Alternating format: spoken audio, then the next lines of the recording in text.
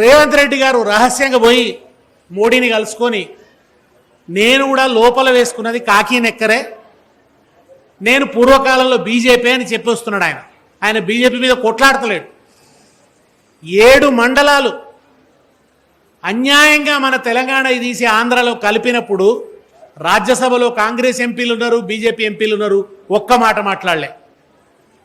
మొన్న కూడా బీజేపీ మంత్రి కాళేశ్వరం కూలిపోయింది, కాళేశ్వరం వల్ల 1,00,000 కోట్లు వ్యర్థమైపోయినాయని అబద్ధాలు మాట్లాడుతుంటే మన ఎంపీ సురేష్ రెడ్డి గారు లేచి ఇది దుర్మార్గం, ఇట్లా అబద్ధాలు ఎట్లా చెప్తారు అంటే కిషన్ రెడ్డి లేచి ఏమంటున్నాడంటే ఆ 7 మండలాలు ఇచ్చేయాలన్నది మొదట విభజన బిల్లులోనే ఉంది అని మాట్లాడుతున్నాడు. ఆయన అది పచ్చి అబద్ధం, విభజన బిల్లులో లేదు.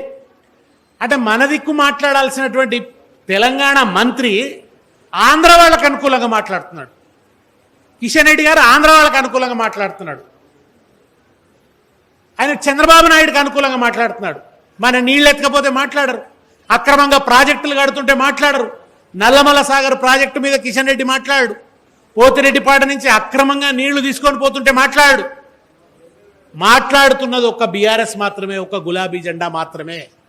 నిరంతరం తెలంగాణ హక్కుల మీద మాట్లాడుతున్నది, పోరాడుతున్నది, ముల్లుగర్రె పెట్టి రేవంత్ రెడ్డిని పొడుస్తున్నది బీఆర్ఎస్ మాత్రమే. కనుకనే బీఆర్ఎస్ అంటేనే తెలంగాణ ప్రజలకు భరోసా. కేసీఆరే పెద్ద భరోసా, బీఆర్ఎస్ఏ భరోసా. ఎప్పటికైనా తెలంగాణకు శ్రీరామ రక్ష, తెలంగాణ హక్కుల్ని కాపాడే తెలంగాణ సోయి ఉన్న పార్టీ బీఆర్ఎస్ మాత్రమే.